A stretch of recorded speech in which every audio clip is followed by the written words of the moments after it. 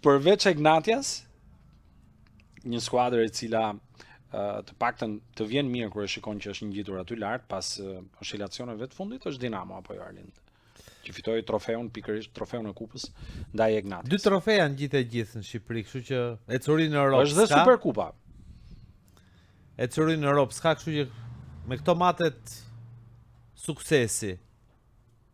Kështu që ka marrë gjysmën. Padyshim, Dinamo mendoj që e meritoi që të kishte një trofe, sepse një skuadër që me Dajën filloi të ndryshoj dhe arriti dhe Dinamo të krijojë fizionominë e saj, dihet tani eksperjenca e Dajës dhe është provuar jo vetëm në Shqipëri, por edhe në kampionatet këtu pikërisht në Lyon, pra i ka bërë edhe me skuadrën e Ballkanit, bërë një rrugë mjaft mirë, shkoi 2 herë në fazën e grupeve të Conference League.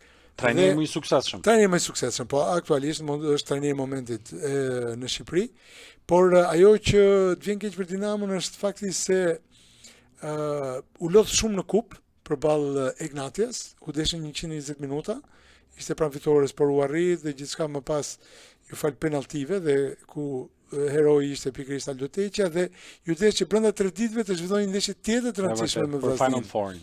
Pra kalendari për të përfunduar nga finale e kupës tek ndeshja e parë, sepse gjithçka u me shor dhe këtyre i ratë luanit parët, nuk ishte shumë favorizues. Nuk i ndihmoi. Nuk ishte shumë favorizues për Vllaznis, ata humbën një pjesë të parë sepse ndoshta ende nuk kishin mbledhur, por ama në pjesën e dytë dhanë gjithçka dhe ndoshta edhe mund ta kishin barazuar atë sfidë, edhe pse nuk do t'i mjaftonte, por të vjen keq që fatet e një sezoni të luash, imagjinoni nëse Dinamo nuk do të fitonte ndaj Ignatias finalen e kupës, do të vinte edhe ndaj Vllaznis, gjërat nuk do të shkonin mirë dhe këtu mund të komprometohej shumë.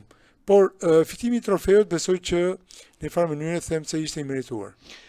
A mund të themi që